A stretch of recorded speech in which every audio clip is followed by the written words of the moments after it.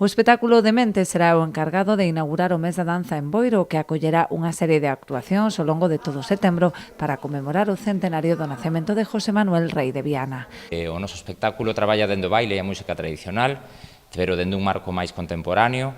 Chámase Demente porque fala sobre a saúde mental, quizás a mellor máis concretamente sobre a demencia senil, neste caso tamén se pode reflectir ao Alzheimer. Está moi falado e ligado a unha primeira persona que é a imaxe de meu avó e de moitas outras vivencias que todo o elenco, bueno, pois ao final a saúde mental nos toca a todo o mundo moi de cerca e digamos que é un espectáculo que fala pois de todo tipo de experiencias que temos e que padecemos e que nos tocan de cerca a todos e todas, non? O sábado 16 tocará a quenda a Escola de Ballet Ciempliés, mentres que o domingo 1 de outubro pechará o ciclo o Ballet Folclórico Galego.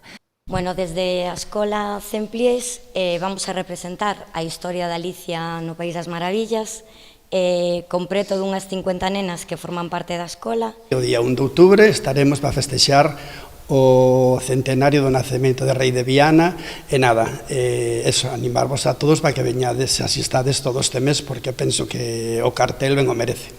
Ademais da vertente cultural, esta iniciativa ten tamén unha componente solidaria, posto que os fondos recadados en cada un dos espectáculos irán destinados a diferentes asociacións sen ánimo de lucro, como a Gadea, a SANOC ou a Asociación Española contra o Cancro. Non solamente vamos a facer o mes da danza, sino que vamos a facer colaboración de donativos con asociacións moi importantes. No de Fran Sieira vamos a traballar ou vamos a facer un donativo ca Gadea, porque evidentemente o espectáculo Demente ten moito que ver co Alzheimer.